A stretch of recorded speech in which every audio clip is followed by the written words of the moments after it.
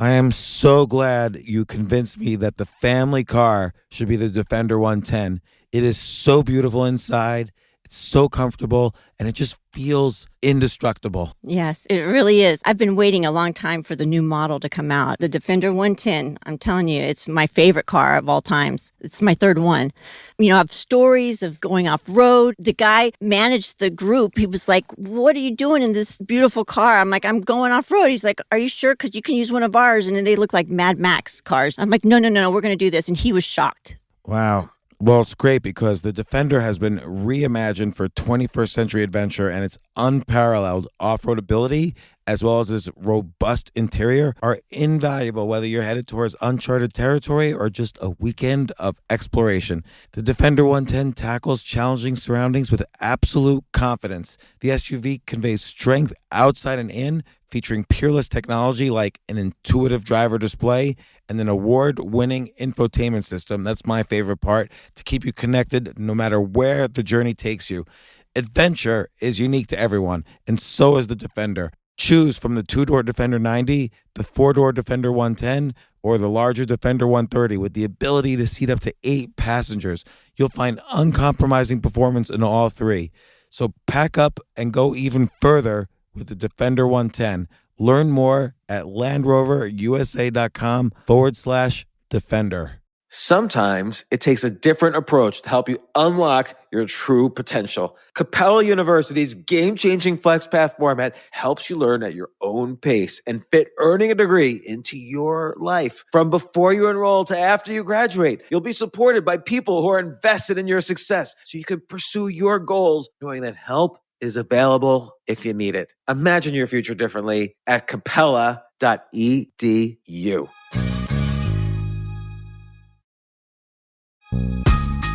This isn't your average business podcast, and he's not your average host. This is the James Altucher Show. Today on the James Altucher Show. Now, here's the thing in the middle that I might have sided towards, which is this. We know that fatalities predominantly happen for people over 60 or 65. What I might have done, and I might have gotten killed, but nevertheless as president, is I would have acted quickly and said, those over 60 no longer leave the house. You're quarantined. You don't go to work. I don't care what you do. You're quarantined. Those under 60, continue to go, but social distance the best that you can. Maybe even wear masks. Not to save you, but in case you've got it and you're spreading it, right? And you won't know that you have it, right? If we did that, I believe that the death rate, the fatality rate would be approximately what it's going to be this way, and you wouldn't have shut down any of the economy. In fact, restaurants would still be open. You'd be distancing. You'd have to separate the tables more. You'd have to rethink it. Maybe the prices would go up, but we would have gotten used to that normal for a period of time. And the older people who are more likely to die, predominantly more likely to die, you've seen the stats in New York City, would be safe at home, where they need to be.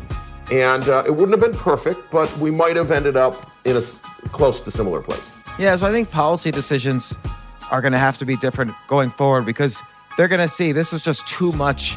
It's too much damage.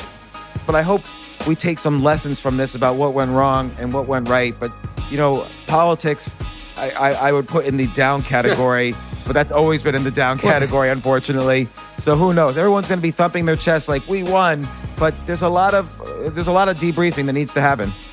In the future, we will have better tools.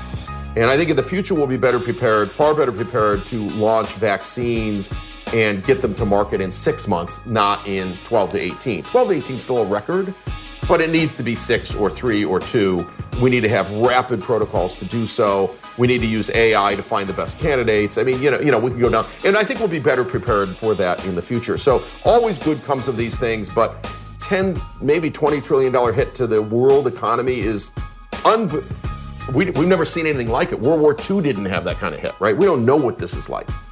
But we'll figure it out, and we're going to get to the other side. It's going to be fine. Because that's how humans are, right? You come out the other side, you figure it out. We're going to be fine.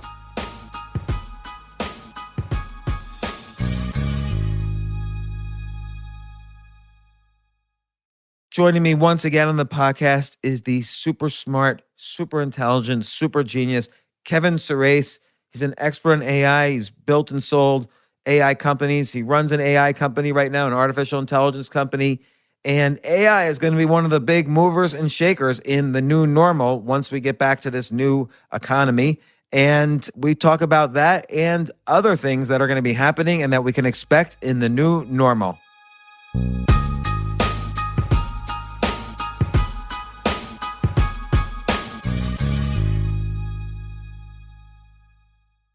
You know, given the fact that we're in the middle of what we're in the middle of, it's great. Yeah, I mean, on the one hand, it's a shutdown, and on the other hand, it's a pause. And there's lots of things to do when there's a pause.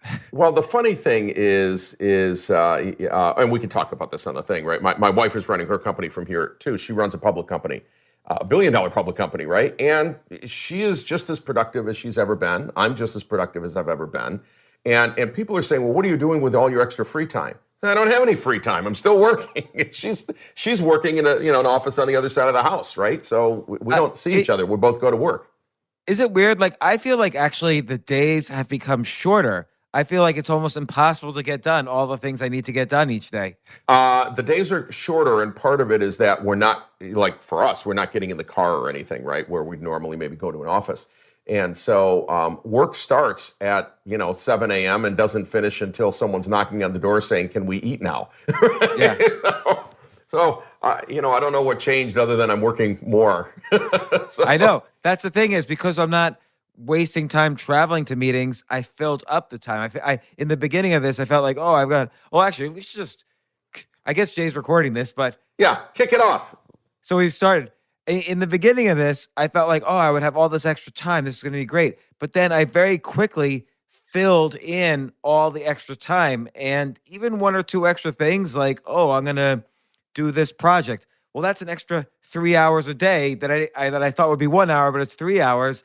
Add two of those, and that's the whole day. That's right. Actually, everybody's filling up their time. Look, this is hard on non-tech workers, right? Those of us sort of in tech or writers or whatever, or futurists, whatever we're doing, can do that from home, actually, maybe more efficiently than meeting. And we're learning to use the online video tools much better.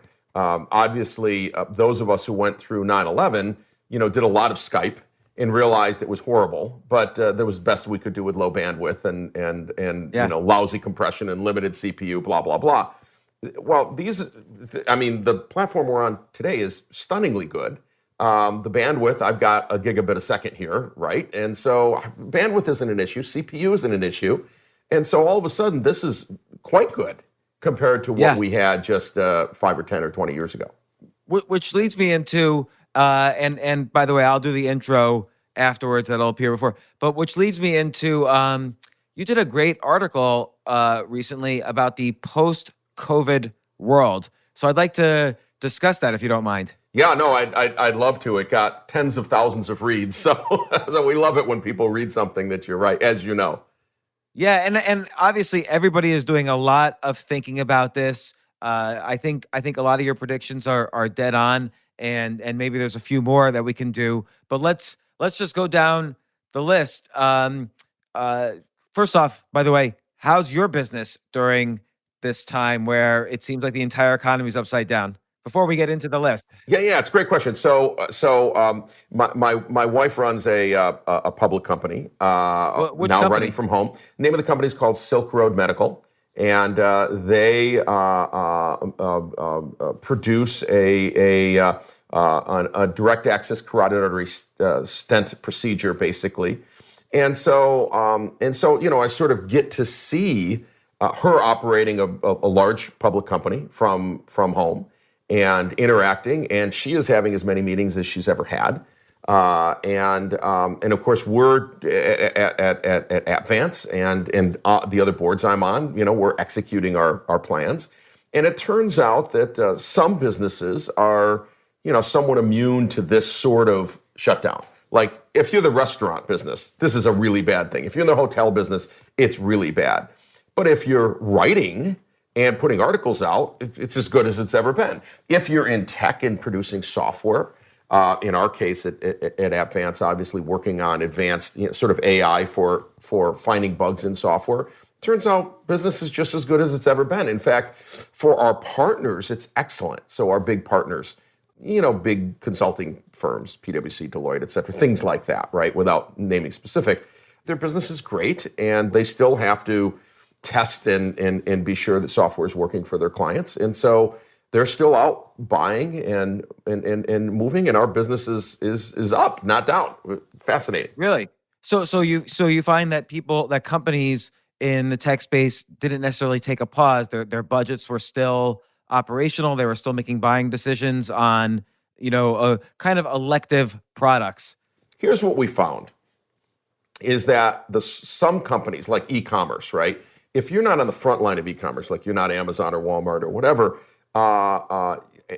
again, without mentioning names, some of our clients have had to really pull back because the type of e-commerce they do was completely wiped out during this period of time. Like what?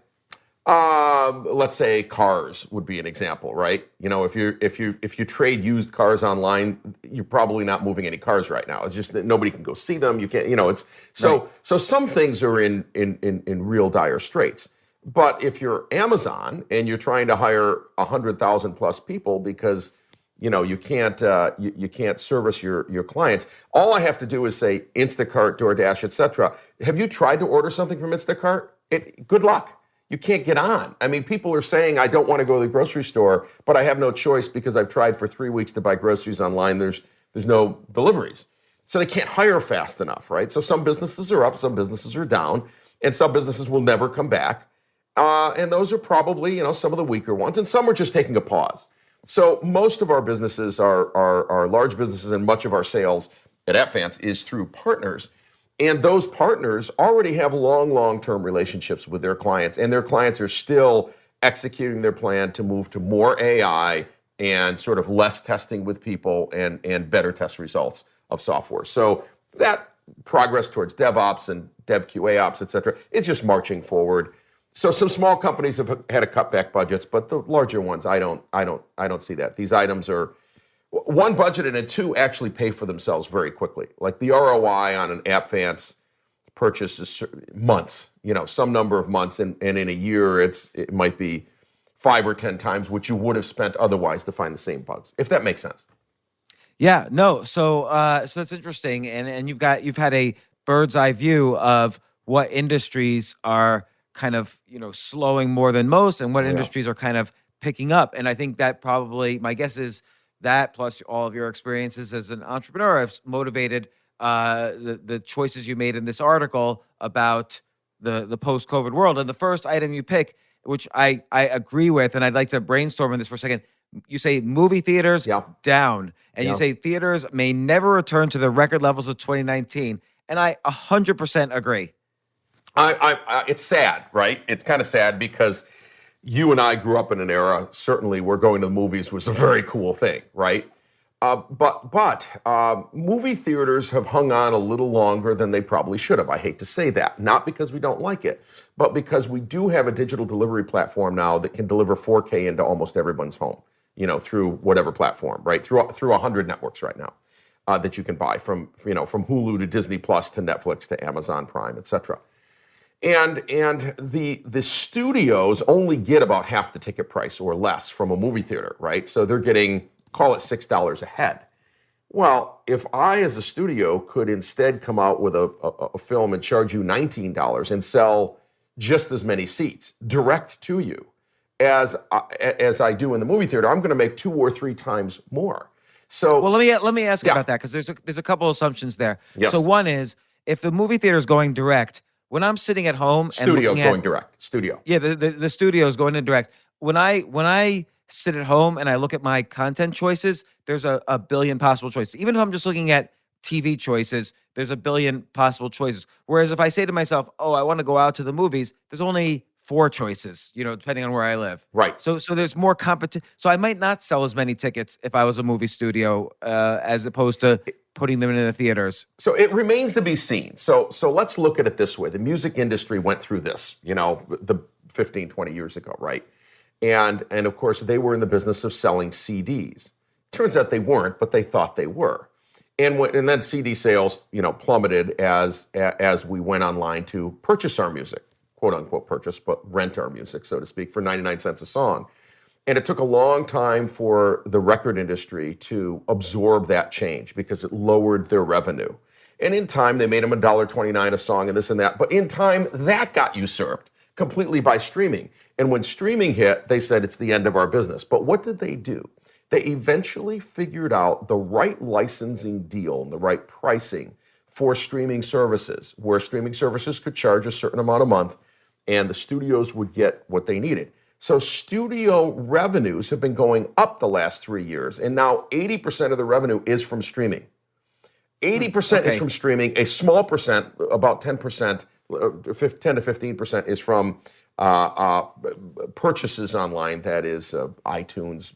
I buy the song, quote unquote, for $1.29. And then about 5% is CDs. Very, very small percentage. In fact, most people can't find their CD player anymore. So I didn't know CDs still exist. They still make them. In fact, LPs this year outsold CDs for the first time in 30 years.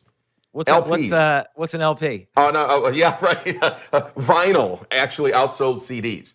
You're kidding? No, I'm not kidding, because people are willing to pay $20 or $30 for vinyl to put it on a record player because there's a certain feeling about watching that record turn and play for 20 minutes.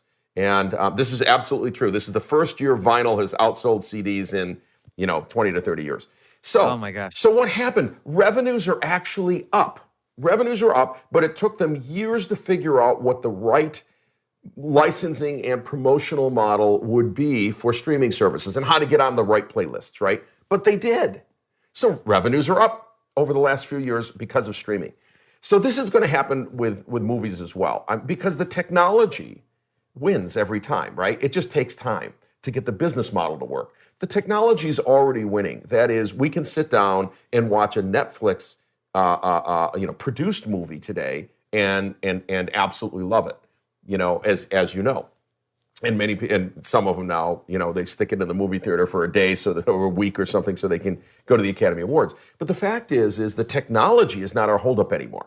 We can get 4K streamed to us. So if the technology is in the holdup, again, what's the holdup? Well, the business model has to morph. Well, the business model is going to morph, and they're going to find the right price point and the right promotion so that whatever the price is, $10, $15, $20, $25, you'll go, I want to be one of the first ones to watch this movie, and I'm going to see it, 8 or 10 or 12 weeks ahead of when I could rent it for $5. And I'm willing to pay the $19 because I want to see this today. And they're going to figure out that model. They're going to figure out that model. I wonder if both quality and production costs will change. Meaning, instead of, it might not make economic sense to spend $300 million on another superhero franchise. Instead, there might be more kind of high quality indie movies. It reminds me of, like, let's say the mid 90s or the mid 70s, where we saw different spikes in interest in indie movies before. There's always been kind of this cycle between indie and heartfelt and dramatic movies versus big budget special effects franchise movies, like the Avengers and so on. Of course, or Star Wars or whatever. What's interesting is if we look at Netflix, okay, as a movie producer, as a content producer, Disney number one, Netflix number two in terms of expenditures right now. Over $10 billion a year producing content. And some of their content cost $100 million to produce. Like the Martin Scorsese film that they had on this year that was, amazing and had all those stars. It was a $100 million production in a drama, like a 3-hour drama, but it was a drama. So, the data doesn't show that yet. The data shows people are going to be willing to spend whatever it takes to get that audience. The only thing that will change is, do I get in a car, go to a theater, buy my popcorn, end up spending, who knows, $75 for two people, right? Between popcorn and a hot dog and the movie and and then the half-hour driving there and parking and getting there early and getting in line, whatever it is, right? Or do I just push the button and watch that 4K presentation on my television, make some popcorn for $1.29 and enjoy it? I'm going to bet over time people side with number two, because they just do. Convenient. You know what? Jobs taught us convenience trumps all. Convenience trumps all. Right? Yeah. And on the one hand, there's some change in customer behavior that has to happen. So, for instance, often date night for either whether it's a first date or a couple just trying to get out on a Friday night. Date night is often go to the movies, but I do think people aren't going to be as eager to sit, in basically movie theaters you could think of as germ filled, and people are going to be a lot more sensitive to that. And so there's going to be all this social distancing behavior that's going to stick with us for a while or maybe forever in this new normal. Right. And I think movie theaters are not conducive towards that. And I just notice with my wife, for instance, I don't know, I've been to Central Park in New York City for the first time in 25 years during this period, because my wife and I take walks to stay healthy and to get outside once a day. And so rather than go to a movie, people might actually do things that involve conversation or something healthy or whatever. I think that's right. I think that's right. And especially if you can save all the extra time, call it an hour and a half. Again, driving there, getting there early, buying the stuff, etc. I can just watch the movie at home in an hour and a half and be done. And we're already hugging. Right. We don't have to get in the car to wreck the mood. and there's no plague. And interesting, like your next thing for this post-COVID economy is related to this, and I agree with it also. Netflix down. Yeah. Which is not as obvious, but I'll agree in the sense that first off, we haven't even seen we've barely seen the introduction of Disney Plus. We haven't yet seen the introduction of HBO Max, which is kind of HBO turned into Netflix, and that's going to be very powerful. And I just think there's going to be so much competition, and just like many things, like when I buy a book, I don't think to myself, oh, this is a Simon & Schuster book versus this is a Random House book. Like, I never know who the publisher is. I focus on the content, the author, and so on. Right. And I think the same thing's going to happen. You're not going to care what platform it is. You're just going to hear about some show from your friends, and you're going to be your mind is going to be platform independent. So the more competition there is to Netflix, the worse it is for Netflix. Well, that's the problem. So look, Netflix was a monopoly for the longest period of time. And then Amazon Prime showed up and started at least putting movies out there and eventually generating their own content. Then there were two. And Apple TV, a little bit to an extent, though a little late, clearly is getting in the game, and they're willing to write big checks for content. Well, now NBC, the Peacock Network is going to have their own. Disney Plus is on fire, right, as we know, in terms of subscribers. We've never seen any kind of subscription go like this. CBS, because of its Star Trek franchise and Picard and all that, is doing very well. And Hulu and now YouTube, Plus and sort of all these things. So we're going from an era of 3 years ago where there was kind of one player to an era where essentially it's cable TV, except we have to put it together ourselves and pay them all individually. Which suggests, by the way, again, there will be a cable that puts it all together for you in a package, and you pay your $250 a month and it all comes to you, which I suspect we'll all go back to. But nevertheless, Netflix can only go down, not because it's not a well-run company. It's an amazingly well-run company, and they have amazing content. It's just because we're going from a near monopoly to at least a dozen major players. And people are just not going to write a dozen checks every month. They're going to pick the ones that are most important, and they're going to say, it's fine. It's good enough. Yeah, I suppose, one way to analyze it is who is, per dollar spent, which of these companies are making the most hits. And that will sort of tell you the winner. So historically on cable, you have companies like HBO, which seem to, every show becomes a hit almost, or 50% of their shows are hits. Whereas Netflix, it might be something like 1 out of 20. And that might be one way to analyze this. But is there ever a tipping point where there's just too much content and we're like, oh my God, I can't even, there's 100 new sitcoms on Netflix. I can't deal. There already is too much content. You don't know. They come out with like 50 or 60 new shows a year. We don't see them because we find the ones that our friends say, oh, you got to see this. And, you watch that. And then you finally get into Mozart in the Jungle and they cancel it. And they don't tell you why, right? It just aggravates you. Because there's no ratings that we get to see. Right. So I think we're already overloaded with content. There is way too much. There's way more TV than I ever want to watch in my life, right? In fact, there's already more shows that you would tell me right now. You say, tell me the top 3 or 4 shows that you like right now that are on streaming networks. Well, it's funny because I think there was a golden era of television from 2005 or 2003 to about 2012.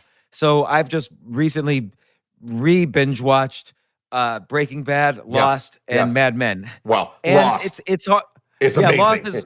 Lost is my Lost, Battlestar Galactica, Breaking Bad, and Mad Yep. Men are probably my top 4 favorite shows of all time. Yeah. Not counting some sitcoms. I love sitcoms, but there's not really that many new shows on these platforms where I'm dying to see. And like you said, I could get committed to a Mozart in the Jungle, and then it'll get canceled, and I'll feel left out. Like I'll feel like, oh, I don't want to make an emotional commitment to this. Like imagine if you had made an emotional commitment to Breaking Bad, and then after season 1, or Lost, and after season 1 it was just canceled for no reason. That would have broke my heart. I know. Well, fortunately, Lost, they allow the story arc to finish, right? And well, you can decide if it makes sense in the last episode or not. But nevertheless, I love the last episode. it's a great episode. It does leave you thinking because some people have, of course, said, well, it was all a dream, or it never happened, or it did happen, or they're in heaven, or it's a really fascinating show, and fascinating the way they wrote it. What I loved about Lost that you don't see in a lot of new shows is every episode sort of left you, with a quandary and a puzzle. It was amazing how they did that. And something new would enter in you. What's that ghost thing? What is that? What's going on? And you're trying to solve the problem in your head. And of course, maybe even the writers hadn't solved it at that time, right? We don't know. Right. I think that's kind of what happened, is that the writers were really great at raising more and more questions about what is the nature of this island. Yeah. And this is a common thing. Some writers are really great at creating that feeling of, this is a vast universe, where things have been happening for way outside the boundaries of the story, and they don't quite know how to end it. And some people are very good at knowing how to end it. But I appreciate both sides of that. It's amazing. Well, we should move on. So that's the reason Netflix down, Amazon. Yeah, go ahead. But let me ask this, though. Like, again, I still wonder, can Netflix go way down? Because, again, with hundreds of shows, there just might come some point where it's not... They're not going to be able to sustain a $12 billion production budget every year. That's right. And, they need that to kind of generate new subscribers. And as there's more competition, it's Peter Thiel's 0 to 1 thing, where it's great to be a monopoly, but when they become a competition, prices are going to have to go down. They're going to get wrapped up, like you suggested, in these cable packages. And, it might come to a point where some of these new networks, if you will, don't have the economics to exist. Well, here's the thing. Nobody would want to compete against Disney. It's a ridiculous thing. They have the biggest budget, and no one knows how to build a following for a set of characters better than Disney. And they follow it all the way to their amusement parks and to the stores and everything else. And Netflix doesn't have that, right? They're new to the content production business over the last, decade or so. Disney's been doing it for 100 years. They've got it down. So the fact that there is a Disney Plus, if I'm Netflix, that's what I'm most scared of. They were scared of Amazon.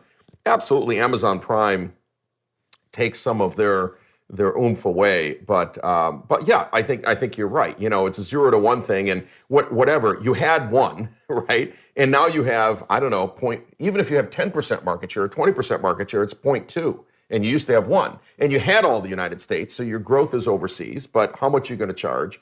So it's a very complicated issue, and I love Netflix. And I know the management team. The management team is outstanding. These are great people. But even a well-run business eventually runs flat into competition that is undeniably difficult. And Disney Plus, look, if you're a home with kids and the kids are on Disney Plus during this time, and it comes to things are tight, and you start looking at the bills you can cut. Well, here's, $25 a month we can cut. Nobody really watched Netflix last month. We watched one thing, and it's available on Amazon Prime, and we kind of get that for free anyway because we already pay Prime. People don't think about Amazon Prime as free, but it's free. It's free. Right. It's because everyone's got Prime. So now Disney Plus and Prime, good enough.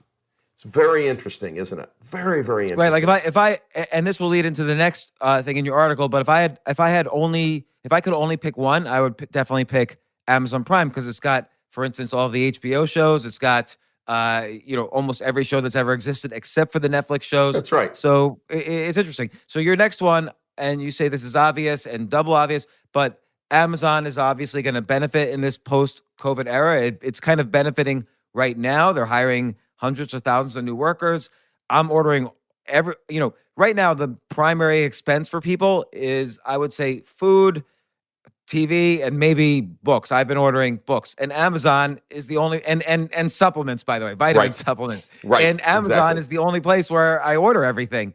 And even they say they can't even fulfill all the demand. For the first time ever, I'm getting shipments delayed, but I still would rather order from Amazon than any other website. And their stock, by the way, wasn't hit as much. Like, it went down with the market due to just the normal flight to cash, but they're going to quickly get back to all-time highs, probably faster than any other stock on the market. That's right. They're nearing their all-time high right now. I mean, nearing, very close. And by the way, so is Microsoft and Apple, and actually Facebook isn't down that much. I mean, we could go through these FANG stocks. AMD it continues nearing its all-time high. It had popped up a little above that, but it's around, I don't know, close to $50, and it topped out at 57 or something. So that's fascinating. I didn't know that. Yeah. So it's very interesting in weak times to watch the strong stocks. Why is that? Because there's a flight to quality, and people are perceiving certain things as quality.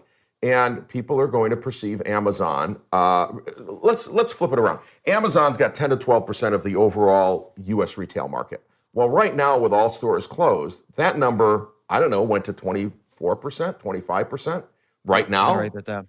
Some number like that, right? It had to double, maybe more, because Macy's is closed. Now, Macy's online is open, but all of Macy's stores, whatever it is, 1,800, crazy number, are closed. They laid off their, 150, 200,000 workers. So all you have to do is step back and say, who's hiring? Well, Amazon is trying to hire hundreds of thousands of workers to throw in their warehouses because they can't keep up. Amazon Prime, that was 2 days, was 1 day, is now 4 or 5 days. Walmart is hiring. Walmart's hiring. They're overwhelmed. Walmart's hiring like 600,000 people. They're hiring in their stores because they can keep their stores open because they sell food. So if you absolutely need to get out of the house, and you shouldn't go there, by the way, I'm not promoting this at all. It's the opposite of what you should do. But people can only go to certain stores. You can't go to Macy's. You can't go to many stores, but you can go to Walmart.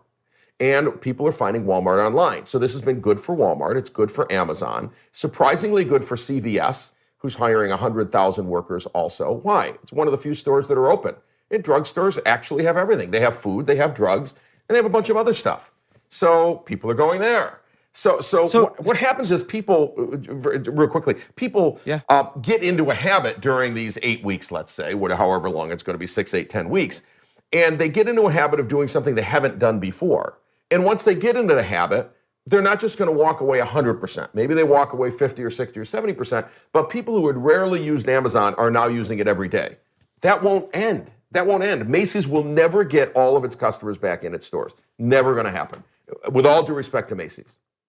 Yeah, I agree with that. And the combination of Amazon up and not only movie theaters down, but basically every retail storefront down is going to be very interesting. So I think there's going to be there's sort of unknown unknowns, as Donald Rumsfeld would say. Like, we don't know what's going to happen next, but stores, and particularly movie theaters, are very large spaces. And I kind of see what's going to happen, or one possibility is there's no more movies in a movie theater, but maybe 20 restaurants close down the actual restaurant part where people sit, but they open up, in a movie theater, 20 kitchens for different restaurants to deliver.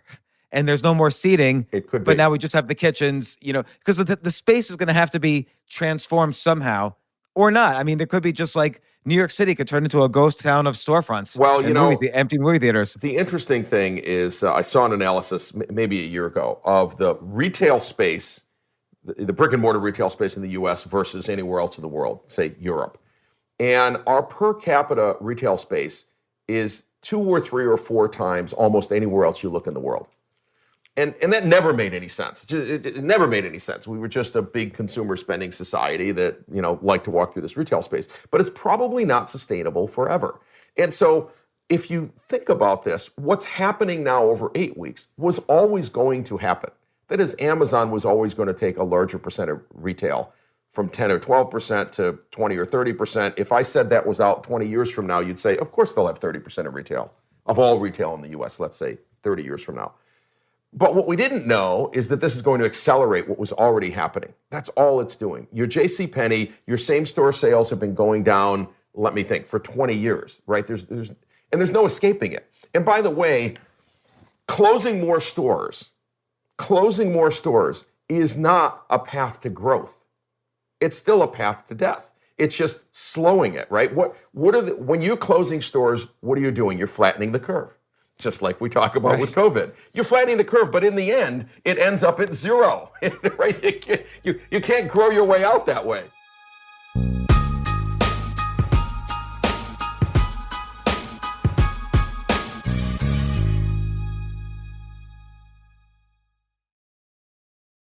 Oh my gosh, I love these clothes. Mizzen and Main, that's Mizzen and Main. It really is the most comfortable work clothes.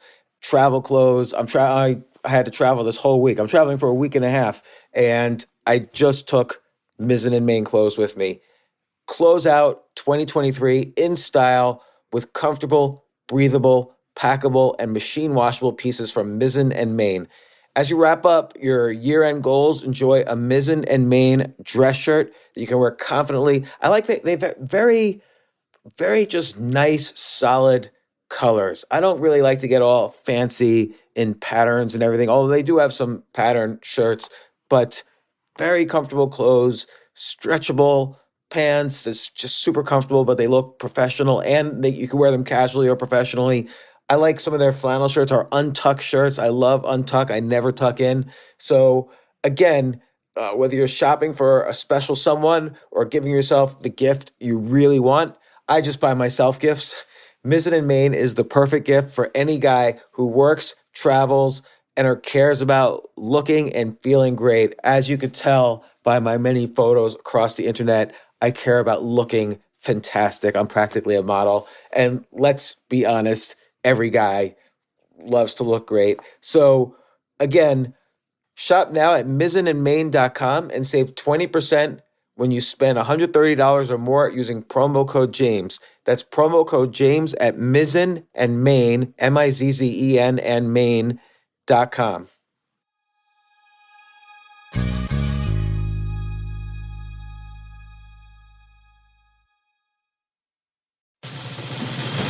These days, we're all investors, trying to be smart with our money despite our worst impulses. But at iShares, we believe that deep down inside of every investor is a better investor. One that's just waiting to be let out. Explore iShares ETFs and insights and let your best investor out. Visit iShares.com for more information.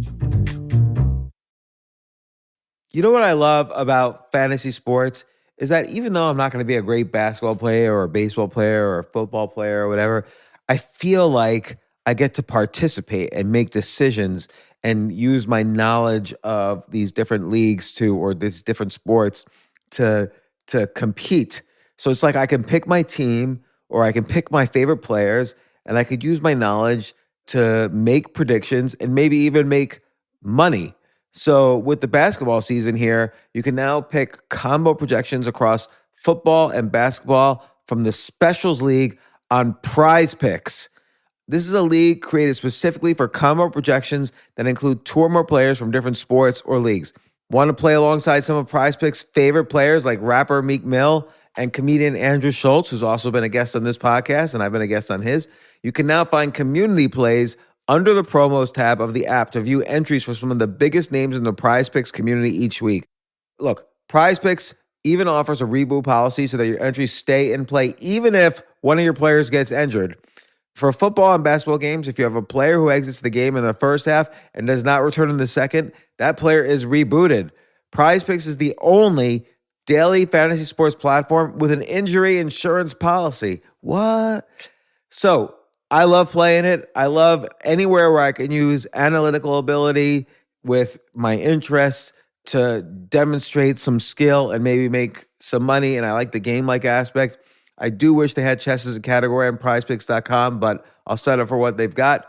Maybe I should make my own fantasy chess league.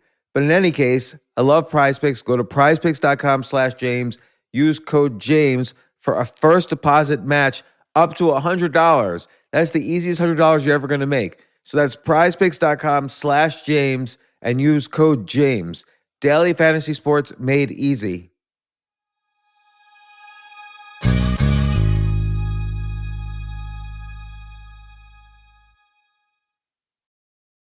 I sort of feel like the phrase flattening the curve is going to be like the phrase the long tail. Like it's going to take on this whole new meaning in every industry. So for instance, the stimulus package, you can argue, is flattens the curve on the destruction of the economy. So Right. it pushes back the amount of time we can keep the economy paused because there's just money coming into the system, Right. which will have some sort of unusual effect, but it will at least keep the economy buoyant if it's not closed for too long. Yeah. So we flattened the curve there. And so what you're saying is closing stores is an interesting model. Is it flattens the curve on the eventual death of a company or an industry. But you still die. Look at this. Sears flattened the curve for 30 years. They continued to close stores. Then they combined with Kmart and continued to close stores until they closed them all. They did get to their end goal.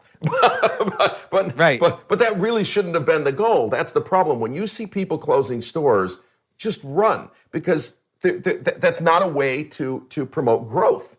You can't grow your way that way, right?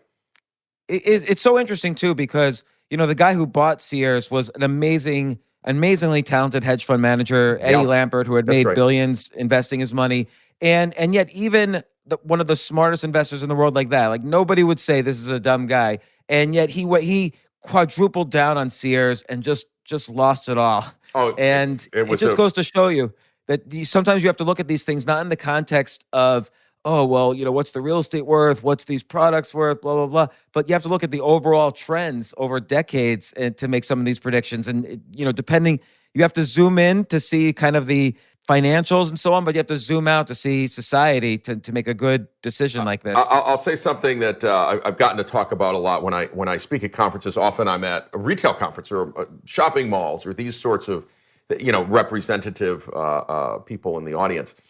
And, people kind of poo-poo Sears, but I say, hold it. Sears was the original Amazon. They invented mail order in the early 1900s. You could mail order a log cabin and it would show up in pieces on a truck and you could put it together. They invented mail order. You couldn't do it online yet, but they invented the catalog. They invented the idea of warehouses, and they invented the idea of shipping it direct to you. They invented it. They were Amazon. And then when Amazon came around, they didn't continue their trek. They just built more stores and got killed. How did they miss their own invention? I mean, they literally got usurped from below, starting with a bookseller that just came up, right? That just ate their lunch. And what they should have done is said, hold it, our roots, our mail order, this is what we do. We're just going to move it online and own it. They failed miserably. I mean, they missed the whole boat. Well, it's like how Kodak invented digital film. They did. And yet went bankrupt because of digital film. They just didn't pursue it. And even though they were the biggest innovator in the whole industry for 80 years, they blew it. They had all the patents. Okay. They had all the patents. I'll touch base on Kodak for a second, because I spent a lot of time in Rochester. I'm on the board of board trustees of Rochester Institute of Technology, and I serve with many people who are ex-Kodak executives, and we're in the room when they were making those decisions, either at the board level or the executive level. And Kodak's first, sort of digital photography work was in the late 60s, throughout the 70s, throughout the 80s, throughout the 90s. They had all of the patents. I mean, they had done all the work. But two things always, because we got to talk about this, two things always came up at the exec staff meeting, which is, one, if we start to promote digital, what happens to our, 90-point margin, silver halide film business, and how's it going to fill our factory? So we shouldn't go there. That was one. And two, they failed to understand why anyone would want to use digital. And here's what they kept coming back to. The resolution of our film is the equivalent of, depending on what film you choose and, what ASA rating, blah, blah, blah, 10 million, 20 million, 30 million pixels, whatever. I mean, it's really, really high resolution. Film had gotten very, very, very good. So they kept thinking, who would ever want to use digital? Did you ever see the picture quality? And at the time, it was like VGA, and it sucked. But they missed something that I opened with, which is Steve Jobs taught us with the iPod, actually, which is convenience trumps quality. If you could carry all your songs in your pocket, they weren't nearly as good of a quality as you could listen to at home, but it was okay. You would do that for the convenience. And the same was true with digital. The minute you could put a camera in a phone, or even just have a small digital camera and keep it with you and never have to develop film, even if the quality was far less than film, it didn't matter because the convenience trumped the quality. And that's it's interesting what they failed to see. I think there's two things out of that. One is if you can ever make an exponential leap in convenience in any industry, that's always going to win. It always wins. There's even studies on this. Like if you have a shorter commute, chances on average you'll be less stressed than people who have a longer commute. Mm-hmm. So so that means if you live across the street from work, it's better than living 2 hours away from work. Yeah. And so the other thing is that I forget what the other thing was. I had two things. But you get it. Yeah. Convenient. Yeah. All right, we should go on. There's so many things here that we should fly through because there's some meat later on, right? Yeah, so I'll skip around a little bit too. So this one I don't necessarily agree with, but let's talk about it. So IPOs, which are the way companies go public on the stock market, you're saying that's going to be down. Just for 2020. I'm not so sure. Okay, just for 2020, that could be. Because we're going to have, essentially $6 trillion in extra cash floating around the economy. There's got to be, people are going to need an outlet. There's going to be a demand for hot new investments. So if somebody's, whatever the hot new fields are, we can't really predict. But if there's a company coming out of one of these fields and it decides to go public to take money from the public's going to have the cash at some point because of the stimulus to invest. It's a very, very good point, actually. I think that's a good point. Here's my concern. First of all, a lot of the companies that were lined up to go public, I'm going to choose WeWork, but I could choose 5 others, right? Should never go public, right? In fact, WeWork's in real trouble because, as you know, these small companies they lease to, if you haven't read, in the last few weeks, they've just said, we can't pay our rent. Throw us out, we don't care. In fact, we're working from home and it's kind of working. WeWork there's a lot of those companies that were kind of lined up to go public at very high valuations. And I think they're going to have a hard time. Airbnb. Even Airbnb had to go raise $1 billion to stay alive. It's a very at a lower business. Valuation than their prior round. That's right. That's exactly right. And and even though Airbnb is a great company and it was a great business model, on the one hand, it might, the new normal, which might involve less travel for a significant amount of time, might negatively affect Airbnb. So there's a lot of uncertainty even in these well-run companies. That's exactly right. So look, IPOs are market psychology, as you know. It's first of all cash on the side, right? Is there money on the side? And number two, and actually big money on the side, hedge funds and banks, et cetera. And number two, it's a market psychology. Are we ready to put money to work in more high-risk kinds of ventures rather than flight to safety? And I think this year is going to be a little flight to safety just because of the psychology. People are, and the second reason is the market is down enough where there's some real buys out there that are worth getting into, where we haven't seen that in a decade. Right. I mostly invest in private companies. And for the first time now in about 5 or 6 years, maybe even longer, 7 or 8 years, for the first time now, I would rather invest in some of these public opportunities right now than a private company that's illiquid. There's a lot of problems with investing in private companies. I would always rather invest in a public company. But for the past few years, there's been no real interesting opportunities. That's right. We were all priced out. Well, right now we're priced in. It was great article in the Wall Street Journal today. It's like now is the time to buy stocks, right? You might not see some companies were cut by 80 or 90%. And you go, this is a fundamentally good company. They have cash. They're now trading below their cash value. This is dumb. Nobody's watching, right? Now's the time to get in. And so your risk reward there is so much on your side that there's just no reason for people to jump into IPOs this year. So I think IPOs, traditionally when the IPO market closes, it kind of closes for a year or so. So my sense is it's closed for this year. It'll open up next year, but we'll see. Your point is well taken. $6 trillion is a lot of money. It's got to go somewhere. and our kids will have to pay it back. Although whenever there's any kind of financial crisis, so the new normal always affects the stock market. So after 2001, 2002, the IPO market was never returned to 2000 levels or 1999 levels. And after the financial crisis, the IPO market never really returned to prior to the financial crisis levels. So We'll see what happens. We'll see. Very good. Yep. Now the next one, skipping around a little bit again, but the next one, transportation down. I think that's sort of obvious. Traffic down, that's sort of obvious. But the question a lot of people have is, will there ever be a point where, airplanes are as full and as busy as they once were? So let's say airplane represents the ultimate in transportation because it's the most expensive, it's the most difficult, it's the most expensive to produce.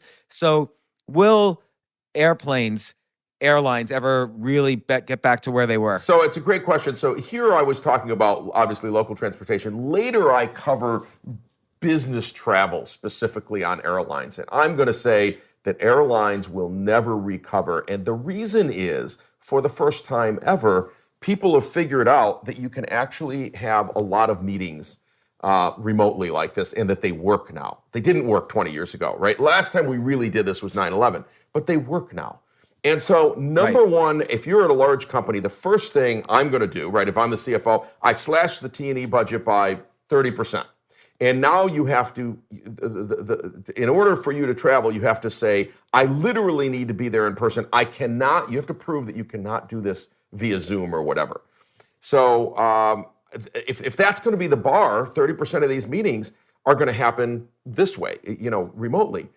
And that's actually good. It's good for everyone but the airlines, right? Because if you think about it from a time perspective, we would all get on a plane, spend a day getting there, stay overnight, go to the meeting in the morning and fly back, let's say, right? Kill 2 days for a 1-hour meeting.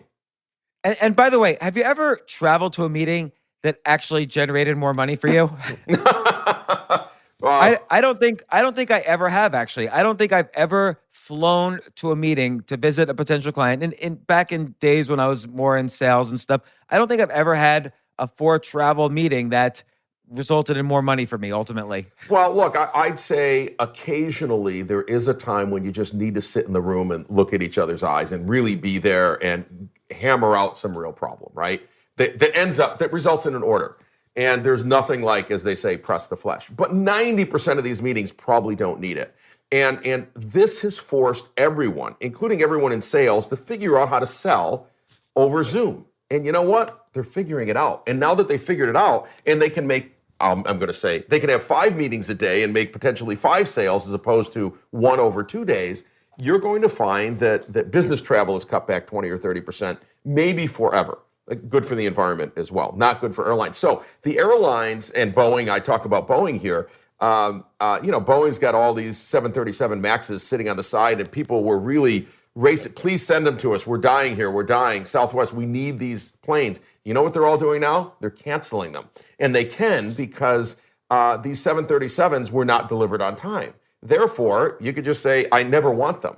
So Boeing, who's got hundreds of these things, 400 or 500 or something, sitting ready to be delivered, I don't think anyone's going to want the delivery. They're going to say, that's my guess. What would be great? You know what would be great is if some airstrip or some airport goes out of business and there's all these extra Boeing 737s and they turn them into these horizontal apartment buildings, basically, and you just have like a whole little mini city on an airport that's made up of Boeing 737s for all your stores and all your homes. The only problem is that particular little apartment that could have been built for $150K is about $150 million. So it's slightly overpriced. But it's already built, though. So they've got to. It's going to turn into big Airbnbs. It's a sunk cost. Yeah, I mean, Boeing is they've got a real problem. Airlines have a real problem. Many of the airlines may go bankrupt again. I mean, they just do not have the cash to see this through, and their business won't recover in any meaningful way. It took many years after 9/11 to recover. I don't think it ever recovers this time because today we do have a way to have these meetings. So anyway, I think that's a fascinating thing. So retail brick and mortar shopping, which we've touched upon before, but I agree with you, down. But the question is, down forever?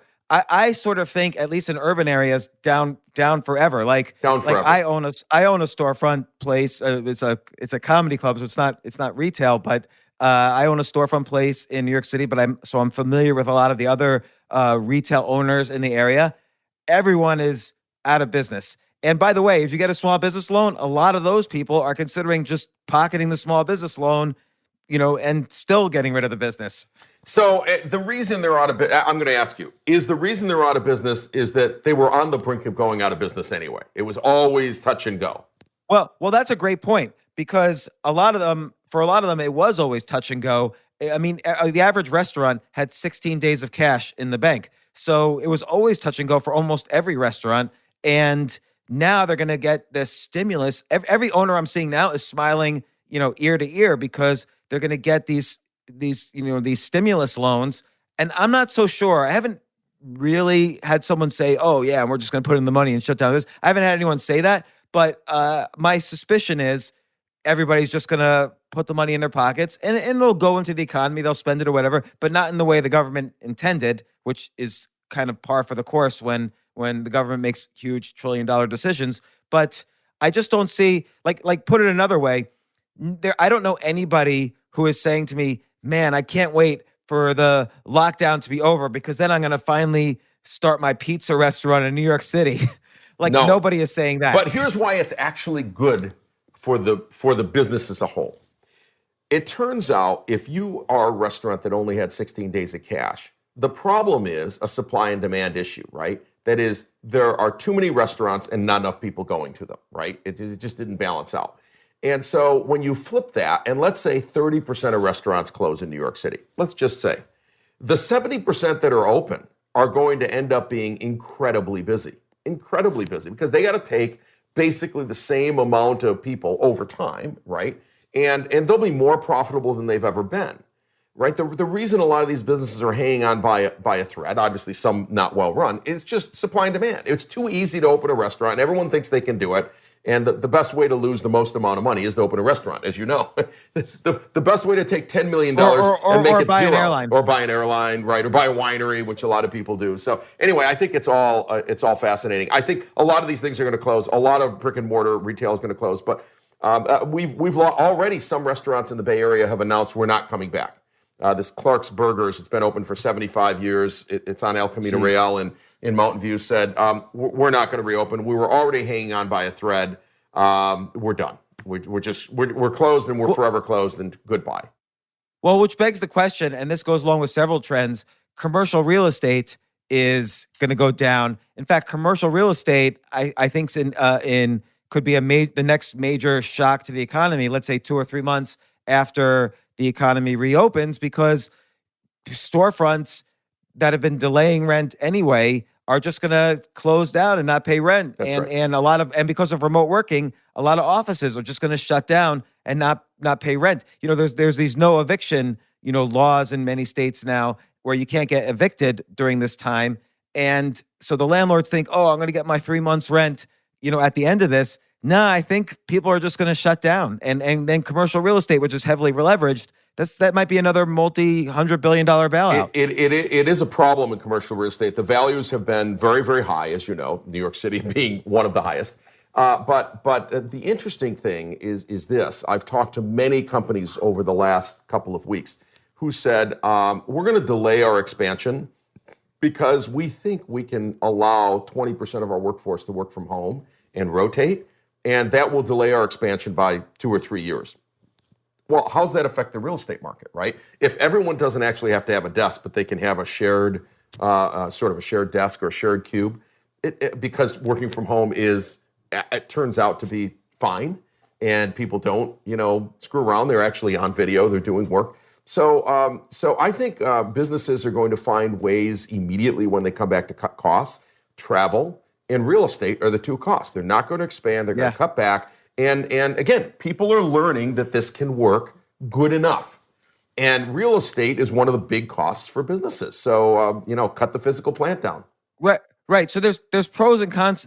There's pros and cons to this, and the long run, as you said before, with each of these items, it's just accelerating. So people were probably trending towards fewer offices anyway, hence business models like WeWork. But now they're realizing remote rather than rather than simply working in a WeWork, we could just do remote just as well and really save money. Same thing with business travel and so on. The flip side of that, when we accelerate it, is that you have a highly leveraged commercial real estate industry that revolves around lending and interest rates and so on, and that's just going to collapse. And I don't think the banks or the hedge funds are as leveraged as they were in 2008, but we don't really know what the domino effect is going to be of essentially a bunch of restaurants not paying their rent on time. Or who knows? 50% of WeWork clients not paying their rent and probably never will pay their rent. They went home and they stayed home and they're finding, why should I pay that rent ever again? Sue me, kind of thing. I think, I don't know if I have it in here. I can't remember. I think WeWork is done. They probably should have been done. Yes. Never buy high and sell low, which is their business, right? Pay this much for, pay this huge amount to lease an entire floor and then sublease it at about half that rate. That makes no sense. You can't make that up in volume. In fact, the more volume you do, the worse it gets, right? So all you're doing is taking money from SoftBank and giving it to little companies, right? That's basically what you're doing. You're like a little bank. And now that the little companies dry up and walk away, and by the way, they were paying commissions, if you looked at it, that sometimes were equal to the salesperson to 1 year's worth of rent from the little company. The little company would come in and rent a desk or two or three, and the salesperson would get the entire year's rent as the commission. So the whole model is flawed. Like from day one, I don't know how anyone thought this was a good model. And Tony Malkin's a friend. He runs the Empire State Building, you may know, Malkin Properties. And Tony famously in New York City, as you know, I don't know, a very large percentage in New York now is kind of WeWork sub-rentals, right? Tony said— I didn't know that. Yeah. And like how much of the Empire State Building is WeWork? Zero. Tony refused to lease to them. He says, I don't care what you're going to pay me. It is a bad business model if I'm going to take my beautiful, well-priced real estate and allow you to sublease it for less than I lease it for. It's going to end badly. I'm not going to do it. And so he famously said this, and the other big real estate, holders in New York City laughed at him and said, well, there you go, Tony, you're wrong. And he goes, no, time will play this out. I will be right. Because the other thing he didn't like is he says, if WeWork ever just stop paying and they've got 8 floors of your 20-story building, what do you do? What do you do with the people who are sitting there? WeWork just stops paying and leaves, but the people are still at the desks. Do you bring in the police and take them out? They're not going to pay you. Now, what do you do with the 8 floors? So he just said, I do not want this kind of company in here that is taking money from SoftBank and essentially handing it to startups. This is a bad model. I want nothing to do with it. So he's very famous for doing that, and he's going to turn out to be extremely right. Very savvy. Well, what does he think businessman. of? Have you talked to him since this happened? What does he think of commercial real estate? I haven't asked him in the last few weeks. I will do that. I think that, well, first of all, the Empire State Building is a premier property, so it's in a unique position, right? You want to be in the Empire State Building, right? But if you've got non-premier or Class B office space, I think, those are always the ones that suffer. Class A, you're fine, because it's high-quality companies that have an image to protect, right? It's once you get to this Class B stuff and this startup stuff, that's the stuff that falls out. And that's easily 50% of New York City, of Manhattan real estate, is not Class A, right? Not all of it's Class A. So that's where there's going to be a problem, and all that 50% falls out, and the bottom of that market falls out. But the Class A stuff, high-quality stuff, you're in Rockefeller Center, you're in the Empire State Building, you're in the Freedom Tower, it's fine. Those are going to be fine. And they're long-term leases also. Here's 4 in a row that I disagree with you on. Good. So your first one is, and I hate to say it that I disagree on this, but your first one is New York City up. And you say it always bounces back, always. And look, I was in the World Trade Center on 9/11. I lived on Wall Street during the financial crisis. I've kind of have this habit of being at ground zero. And New York City, unfortunately, it's ground zero. Seems to be is ground zero for every world crisis like this. And I'm sick of it. And I'm a New Yorker. I'm sick of New York. I'm at my end. Like, I would consider moving out of New York City. And if I'm willing to consider that, everybody is considering that. And and particularly with the rise of remote and the expenses of New York City apartments, I just don't see New York City bouncing back in the same way. Well, that's a very good question. Look, we could say this about London. We could say it about Tokyo. We could say it about Paris. We could say it about for a lot of different reasons, right? Whether it was price or it was the war or whatever the case is. But traditionally, that's never panned out. The big, high-quality big cities in the world, yes, a bunch of people move out and then others move in as the prices come down and say, I always wanted to be part of the Manhattan scene, let's say, or the Bronx, or whatever it is. So we've said this about the Bay Area, by the way, for 20 years. Oh, it's overcrowded, so people are leaving. Yeah, people are leaving, but more people are coming in at an even faster rate.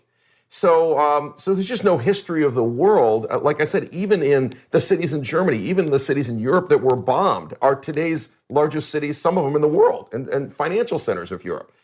So the data, shows that people do come back to these cities, and New York's had its ups and downs. But in the end, it's the center of Broadway and the center of the financial world of the world. But and that doesn't change. Here's the one fact, though, that I'll always think of before buying a place or renting a place in New York City is right now, as we're speaking, almost 50% of the deaths in the country from coronavirus are in New York City. Yes. And so I'm always going to be thinking in the back of my head, like, if I buy now and I'm living here when I'm 70 or 80 years old, am I going to be a pandemic casualty? Yeah. Yes, you are. But so let's say you leave, okay? You sell your place, whatever the case is, you leave. There is someone just graduating from college who is dying to get into the New York scene for whatever reason, and probably financial services, right? Who would die to finally be able to afford something that's now 30% less expensive than it was a year ago. And they're going to come right in underneath and go, I don't know, I'm going to be 70, 50 years from now. I don't care. Yeah. So not worried. All right, we'll see. We'll see. We could do an over-under on that one. Yeah. Then you say, let me see here. Drinking is up. Drinking is up. That one I believe in. Yeah. You know what's also up huge is marijuana. They actually stayed open recreationally because they were essential services. And you know what?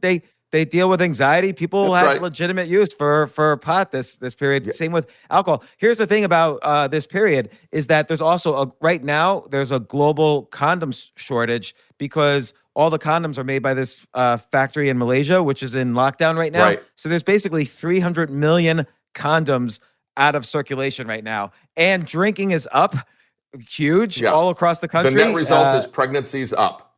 Yeah, pregnancy's up. Like the next baby boom is fueled by basically drunken sex accidents. Well, so, many of them have been, by the way. But I bet you it'll be a different kind of baby boom than the last baby boom. Those were all heroes coming back and meeting their wives for the first time in years. And now it's a little different. You say vacations up. Yeah. I don't know, man. I'm not going to Italy anytime soon. You might not go to Italy, but you're going to find places that you want to go to that look safe, that are far out of the way, not necessarily a big city, and you're going to go, okay, I got to get out. I got to get out. I've been in this house too long. I've been to Central Park 1,000 times down the same paths. We are going somewhere, and you're going to get on a plane and do it, and you're going to wear the mask. You're going to clean your seat. You're going to be more thoughtful about the way we interact with people, but we're going to go. Because humans, in the end, love experiences, and we're not getting those experiences right now. We're getting bored with Zoom or whatever we're doing. So I think I've talked to more people who said, I've watched everything on Netflix I ever want to watch. I'm running out of things to do. I've read books. I played games. I want to get on a plane and just go somewhere. So I think you're going to find people and that these experiences really matter even more than they used to. In fact, it's going to matter more than working more, if that makes sense. Rather than I'm going to work an extra week, I'm going to go for an experience. Right. I do think that the work/vacation shift is going to change because people now are realizing, oh, there are other parts of life that I enjoy, which is, for one thing, not working in many cases. Right. So and that could skew towards vacations, but we'll see. But this one, you said you're neutral on cruises. Are you kidding me? Like are you ever going to go on a cruise? Like, cruises are disgusting now. You could get trapped on a cruise with all the other people waiting on the buffet line all the time, and you're just going to get coronavirus through the ventilators the entire time you're locked down. Well, here's why I said neutral, is that they're going to come back to where they were, but it'll take a few years. So we saw this in 9/11, and then we saw it afterwards several times when either a cruise ship sank or ran aground or had other viruses, right? This has happened before. And we know that they can spread very quickly because of the buffet line and a bunch of other things. But in the end, people go on cruises. Now, maybe not you, but the thing with a cruise is for a family that can't afford a lot, a middle-class family, for $299, $399, $499, you can get an internal room at, $400 a person and take your family. And it includes the food for a week and go to different ports. There is no cheaper way to get an experience. And that's why cruises have done very well. And by the way, there's high-end cruises, which I note here is smaller ships will have more appeal, right? But smaller ships are expensive. They're $2,500 a person. But you cannot beat the $400 for a week for a cruise, for food and everything. You can't go to Disneyland for that. You can't go anywhere for that. So food and a slight chance you get the next pandemic. Welcome aboard, sir. Slight chance. I think that, yes, welcome aboard. I think they'll work on more hygiene. One of the things they found with the closed cruise ships is that they were spreading the virus simply by bringing the food to everybody, and then the workers were getting it, and then the workers were spreading it to everybody else. So even though you stayed in your room, you were taking in a tray of food and putting out a tray of food and moving the virus that way, right? It's really fascinating. Ventilation can be cleaned very, very easily. You can use UV cleaners and other things. And I suspect cruise ships will put those in. They're not expensive. It's really easy to kill virus in HVAC. Not a problem. We know how to do this. So you say manufacturing down. I don't quite agree with that because, first off, when this lockdown ends, there's going to be a mini surge in manufacturing. Like take condoms, for instance. 300 million condoms are going to get bought immediately. Right. And, there's going to be some industries where people are going to there's pent up demand. So manufacturing is going to have a mini surge, and then the stimulus will hit, let's say within 4 to 6 months, and you'll see some Americans don't save money. So you'll see some demand just from the stimulus. So, and I think that carries over the 2 or 3 years you suggest. Yeah, it could be. Down. Yeah, good point. Look, I think consumer demand will be down because consumer demand is driven by psychology, both cash and psychology. And people, while they will get some cash and stimulus, their 401ks are down by 30%, 40% in some cases. When they see their 401k down, they go, I think we're going to hold back a little bit on our consumer spend. And if everyone holds back just 10%, that's a huge impact on manufacturing. I do think the next thing tied to that, though, is automation, right? Which is kind of interesting. Yeah, because automation, and we had this discussion last time. We were talking about, at the time, we were talking about Andrew Yang and automation, and is this going to be a negative? But clearly now, nobody is arguing anymore. Automation is going to be a good thing for society. Just look at like automation in healthcare. Robots can't get viruses. So if a robot or AI could kind of analyze a patient and minimize human, doctors and healthcare workers touching that patient, it's a good thing. If the less human contact on other humans, that's going to be encouraged. So AI, right. Automation, robots, drones, and onshoring, and so on. And onshoring. Automation allows us to onshore, and everyone's supply chain was wrecked because of this, still is. So I think you're going to see a real push for onshoring now, and we can onshore with automation for about the cost of making it in China with people and putting it on a ship and bringing it here. And I think you're going to see a lot of disrupted supply chains where people start thinking about onshoring or nearshoring and making sure they have second sources for everything they do. So this is an interesting one. Higher education, neutral. I've had this discussion with a couple people. It's unclear because all the kids just got sent home from college and told, oh, you still need to pay just as much tuition. I don't know. And there's plenty of good online courses for free. Why do you think higher education might survive? Yeah, great question. Or even be up? So I think that what higher education is going to learn from this is that they can have some of their degree programs that are half online and half on campus. One of the things, being on the board of a university with 20,000 students, one of the things we hear from the students is they're getting their education, by the way. They're getting their education. They're doing their things online. They're going to get their degrees. What they miss is all the non-school stuff, right? Is being with their friends, being in the dorms, being in the clubs, doing the things together. That's interesting. That's the thing they miss the most because the school continues to go on, but all they've got left is the school stuff. That's fascinating. That's a fascinating feedback from actual students. So I think what you're going to see is a recognition that we can teach online, that you can learn online, that we could dramatically lower the cost of education by online, but that 100% online doesn't allow the kid to grow up. Because a lot of that grow up for all of us was going to college and, learning how to eat and get your hair done and, whatever else you had to do and interact with people and live with people. You had to do that all of a sudden. And so I think at least half of the time will be spent on a college campus, even in a reduced fee kind of situation where you take half your courses online and half on campus, because you can't beat that on-campus vibe that happens and that's needed when you're 18, 19, 20, 21.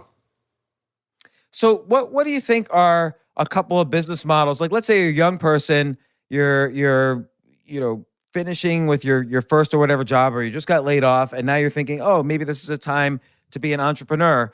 What do you think are going to be some, 2 or 3 entrepreneurial models that might be successful, even in the short term? Well, I'm not sure it's a great time to be an entrepreneur, because typically after these times, the startup funding gets challenged because, as I mentioned here, no venture firm actually wants to call their LPs for a capital call this week. It's just not. I agree with that, but I would say lots of startups are profitable fairly quickly. Like if I'm not building a whole system that takes a year to build and a year to build a sales force and blah blah blah, I could just, for instance, I could launch a service company that I could productize later, and service companies tend to be profitable almost immediately. So there's models that are profitable. I think you got to look for services that take, I don't want to say take advantage, but take advantage of the post COVID world, right? People are going to be more thoughtful, more concerned about cleanliness than they ever have been. I'll say, at least in the United States, right? Unless you're living in my home, no one here seems to care about cleanliness. No, people are going to be washing. Well, you're only seeing each other, but people are going to be washing their hands. They're going to be distancing. They're not going to be shaking hands for a very long time. We're going to have this memory of this time, right? Just as they did after the Spanish flu, everybody stayed away from each other. So I think that any business that can profit on that. So whether it's I'm making it up, like a UV cleaning wand, obviously there's many of them out there, but that's an example of a business that's going to sell 100 times more than they ever sold before, because people are going, I got to clean my phone. In fact, we've all seen the videos now of how dirty our phones are, so we all want phone cleaners. Of course, we can clean our phone with just soap and water and with Lysol wipes if you can get them, etc. But nevertheless, everything around clean is going to be seen as cool, not stupid. We've all been on planes for years. In fact, I've been flying, my whole life. And my wife, of course, always would get on the plane and take out her wipes and clean the seat and clean everything. And I would look at her and go, this is embarrassing. Maybe I'll hide in the bathroom while she does this, right? This is a very bad, I don't want anyone to know we're together at this one moment in time. Otherwise, very proud of her. But she was always this way. And now she's the one who looks brilliant, and I'm the one who looks stupid. So I start cleaning everything around me now, and I think that. So I think there's an opportunity to take advantage of that. There's an opportunity to take advantage of the entire change in the retail brick and mortar space, right? As you said, there's going to be amazing storefronts that are available, and some of them are going to be available at 10 cents on the dollar, because that happened last time. In 01, we saw some commercial properties 10 cents on the dollar. Because, just anyone come in, right? So there'll be some tremendous opportunities. And at 10 cents on the dollar, there might be something that could go in there that would be quite profitable. But at $200,000 a month for that small storefront in Times Square, you can't sell enough goods to make that up, right? It was a loss leader. F.A.O. Schwartz had the store there. It was a loss leader. You could never make money on that retail presence. So at 10 cents on the dollar, you can. So there'll be opportunities there. There'll be opportunities in automation and robotics. We're seeing more of that. I mean, Nightscope makes these robots that patrol parking lots. That's a great use of robots. A great use of robots. It's safe. Nobody wants to do the job anyway. We're going to see more robots in automation factories, more AI. Every CEO is realizing that the more AI I have, the less people I have, and AI doesn't get sick. It just keeps going. Robots and AI keep doing the work, even in COVID times. And if you had a factory that was 100% roboticized, pretty much you're still making goods right now. If you've got Tesla that has 4,000 people on the floor in Fremont, You shut down and you laid off all your workers. Actually, they furloughed their workers today. So why? Because you can't make a car. You can't make a car. Even with all the automation, they can't make a car, right? What about startups in the privacy space? Because obviously privacy is going to be down and there's going to be more and big data. So the flip side of that is big data. So there's going to be more opportunity. There's going to be more data out there than ever. So there's going to be startups in security, storage, and so on. But I wonder if there's going to be more AI analysis of different kinds of data about humans. There'll be much more AI analysis about data in humans, particularly finding these sorts of trends and spotting them when they come out, and then spotting, for instance, AI is being put to the test right now, taking as much data, say, from 23andMe and other places to say, why do some people, even at 25 years old, die from this, yet 80% of people never have even a symptom? How can it be the same thing? How is this happening? Is there something genetic in you? Is there something else, a predisposition? Was it smoking? Something's different, right? Something's happening. How can it kill one person and not kill another? We get that if you're 90, right? But we don't get it if you're 25. So AI is being applied to that. I think that this privacy thing is interesting. You know, the era of big government's sort of already been here, right? And watching over us. But many governors over the last week have said, we're going to start going back to work when we can do very simple 5-minute tests on people every few days, and they'll wear a badge and they'll guarantee that they don't have this thing. Now, technically, that's a very good thing to do. I'm just saying epidemiologically, yeah, they're a very good thing to do. But from a privacy thing, I think the ACLU and people are going to say, this is way too much invasion of privacy, that if I want to go to the office, I have to have a badge that says I was tested this morning and I'm COVID-free. You know, this is we're going down a dangerous road. And, you know, to some extent, Germany went down that road. Germany is going down this road, by the way. They're going to do this. To some extent, there was talk of doing this around the AIDS, crisis, and you had to be tested and all of that. So now we're talking about doing it. Singapore and South Korea do this to the max right now. Yes, they do. So we're talking about doing it to either states or country or the entire country. And I'm not sure how people are going to feel about that at all. Either you're COVID-free or you're not, or you've got the plague, basically, right? You've got the badge that says, I've got the plague. It's flashing red. Stay home. Right thing to do or wrong thing to do? I don't know. So is there an opportunity there? Is the business opportunity? Yeah, the business opportunity is make the tags that say whether you get COVID or not. Makes the swabs. There's a whole business that didn't exist a month ago. Yeah, I almost see like this science fiction future where some people are immunes and some people are not yet immune. And the not immunes have to wear masks and wait online 6 feet apart to go into a store. And the immunes just walk right into the store. They're like, get out of my way. I mean, don't you want to get the blood test? Non-immunes. Don't you want to get the blood test and find out maybe you had it and you're done? And now you can go out with impunity. I'm pretty sure I did actually. Tell me about that. Well, my a lot of people seem to have had it in February in New York City, and before it was a thing. And I think my wife and one of my daughters had it, and I probably got it asymptomatically, just being around them all the time. I'm hoping I'm immune. In early February, I had something that absolutely, and I never get sick. I never get the flu. I had the flu shot. I had something that looked an awful lot like this, but it was before we were talking about it. And I was in bed. I mean, I had this dry cough. It was very odd. I didn't have the nose dripping, but I had this dry cough. And then, it cleared up in a couple of weeks, and I was back out and going. But for me to be in bed and not make meetings is unusual. And my wife keeps saying, Kevin, you had it. If you ever get the blood test, you're going to find out you had it. And there was a very good chance I had. I was in Hawaii, actually, for kind of a business-related thing. And on the way there was a guy in front of me that I believe was on his way to China, of all places, right? It was just flying through Honolulu, which sometimes they do. And he was hacking up a storm. I mean, it was unbelievable. And it took a few days, 3 or 4 days, before I really got sick. And then I really got sick. So I probably got it from him, and I'm not saying he had it or didn't have it because he came from China, didn't have to come from whatever. But there's a set of circumstances that might lead me to want to get the blood test, right? When I can.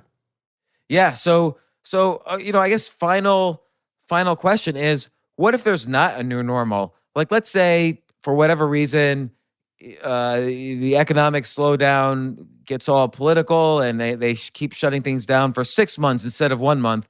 And we come back and there's no new normal anymore. Like, all there is there's cash from the stimulus, but there's essentially no business out there. What's a worst case scenario for society? Well, sure. Worst case scenario is that everything stays shut down till we have a reasonable, either medication regimen so that people aren't dying, so you get it, but you're not going to die, or a vaccine, right? And a vaccine is 12 to 18 months away. Everybody's rushing it. I think we're going to start seeing some results even this month on some of the vaccine trials.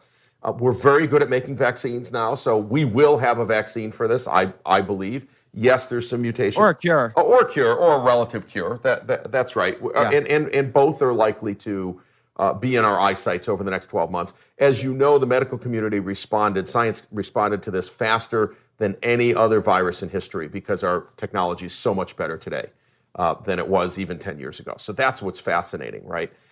So we will return to normal someday. Now, the economic damage, I'll say something that is terribly unpopular here, but it's worth a calculation. If you said, instead, we just let this thing go and everybody gets it and a certain percentage of the population would have died, versus the 6 to 10, call it $10 trillion of economic damage worldwide. It might be 20 trillion, but something like that. Rough number, it cost us about $10 million to save each life. Just rough number, about 10 million a life. Now, I don't know what a life's worth. Maybe it's worth billions. Maybe it's worth 100K. I'm not the one to judge, right? And we as humans have decided you can't put a price on a life. You can't put a price on a life. Right. Therefore, the 10 million per life is fine. But there will be a time in the future that the next time this comes around, some countries will do that calculation, and they'll decide that above a certain threshold, we just have to face what comes from this virus, and whatever virus it is, the next one, COVID-22 or whatever.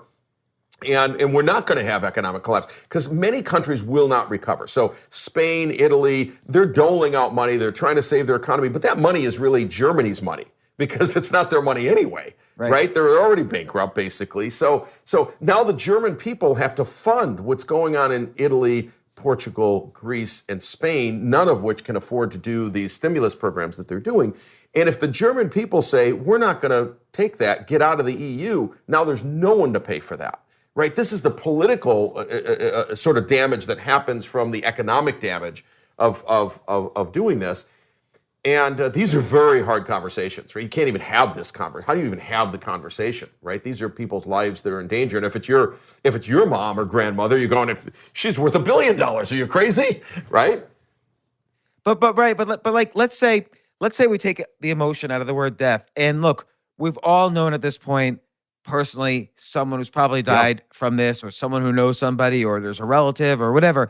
And now it's looking like there's going to be similar amount of deaths from this as flu season, which is a sin to say. You're not allowed to say that because there's many ways it's different from the flu, but there's some ways in which it's similar. If we had just ignored this and never named it, and it just turned out to be a quote unquote, the worst flu season in history, that's right, then the economy wouldn't have changed. And so maybe we shouldn't do these economic shutdowns. I think this is, we're going to have 30 million people unemployed potentially, and a 30% unemployment, annualized drop in GDP. And a 30% unemployment rate for at least a month or two, which we've never had before. And look, economies have never shut down before. Like, this has never really happened, right? This is an experiment. You're right. So about 600,000 to 700,000 people die in an average year around the world from the flu that we know of, but approximately, according to World Health Organization.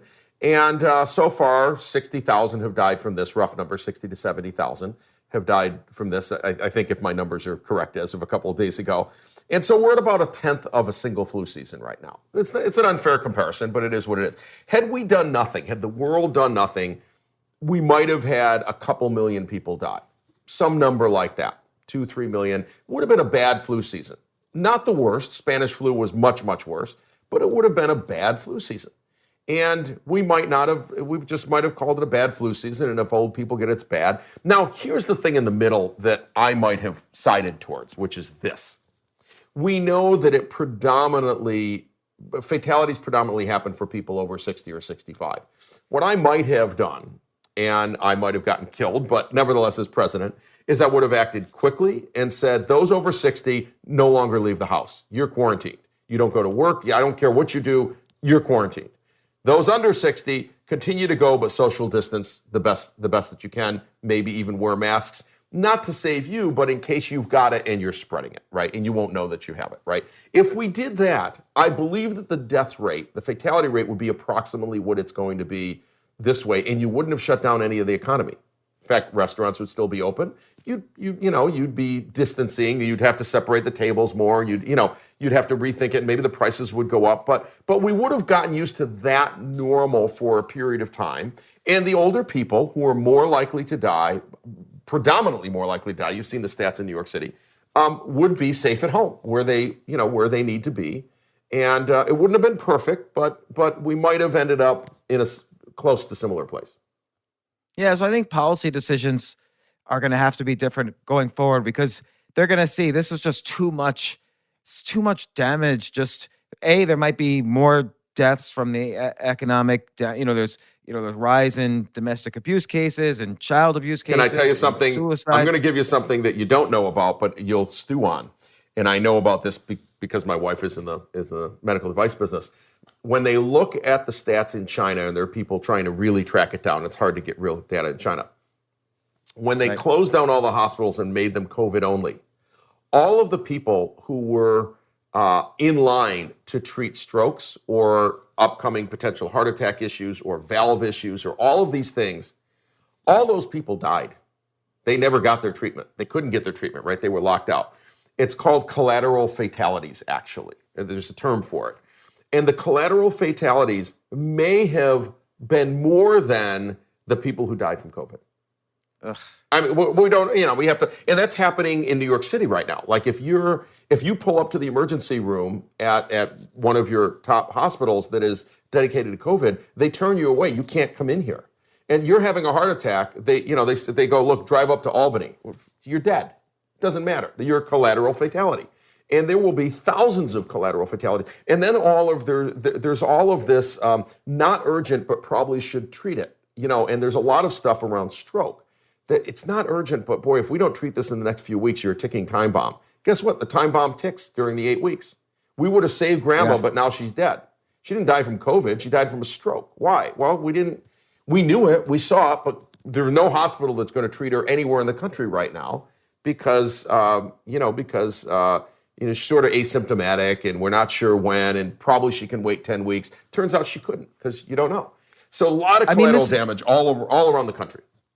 Right, and this is for a much larger conversation about how to make policy, but I sort of feel like we went down one lane with one set of health officials kind of, I don't want to say the word bullying because they had the best intentions and they still do, but it's hard to know what's right, and it's even hard for both Democrats and Republicans to know what the right thing to do is, but I hope we take some lessons from this about what went wrong and what went right, but politics, I would put in the down category, but that's always been in the down category, unfortunately. So who knows? Everyone's going to be thumping their chest like we won, but there's a lot of debriefing that needs to happen, which I don't think will happen. The collateral health damage, the collateral suicide damage, the collateral alcoholism damage is irreparable in some cases. And look, I don't blame Fauci at all. I mean, this is a smart dude, right? That fortunately the president began to listen to.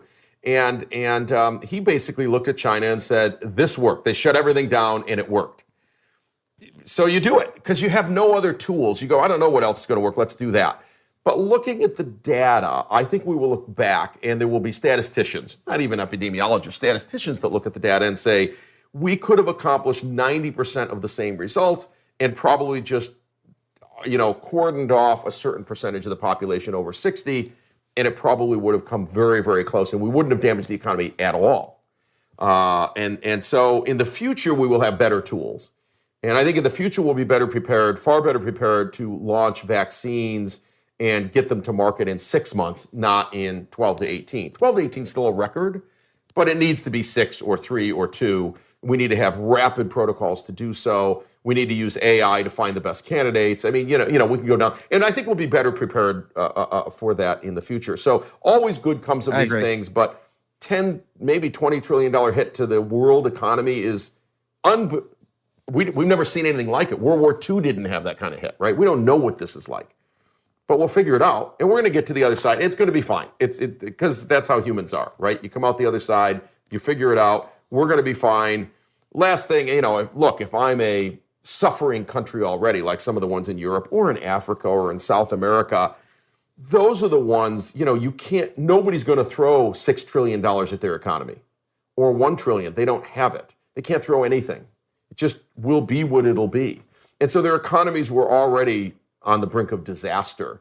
This is just going to be too much for them to absorb. And so I feel bad for those economies and the people who, didn't make those economies. They're just there. They were born there. They live there, who are going to be in a state of poverty possibly for decades from this. And there's nothing, we won't have the money to give them. So it's just going to play out the way it's going to play out. So as usual, the suffering is going to happen in kind of third world countries or poor countries. And, we're the richest country on earth, and you've got other countries in a similar position, and we'll figure our way out of it by printing more money and handing the bill to our children.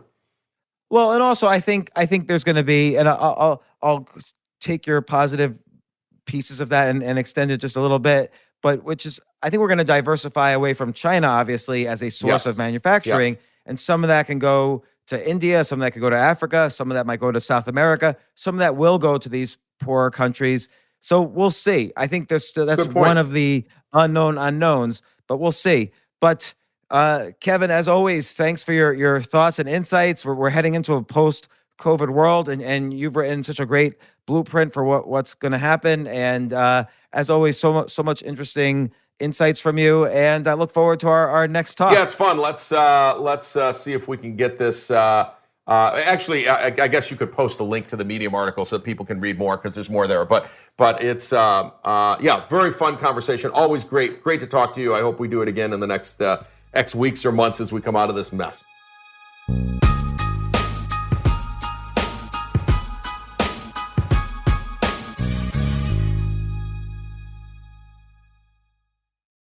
AI might be the most important new computer technology ever. It's storming every industry, and literally billions of dollars are being invested. So buckle up. The problem is that AI needs a lot of speed and processing power, so how do you compete without costs spiraling out of control? It's time to upgrade to the next generation of the cloud, Oracle Cloud Infrastructure, or OCI. OCI is a single platform for your infrastructure, database, application development, and AI needs. OCI has 4 to 8 times the bandwidth of other clouds, offers one consistent price instead of variable regional pricing, and of course, nobody does data better than Oracle. So now you can train your AI models at twice the speed and less than half the cost of other clouds. If you want to do more and spend less, like Uber, 8x8, and Databricks Mosaic, take a free test drive of OCI at oracle.com/advance. That's oracle.com/advance. oracle.com/advance.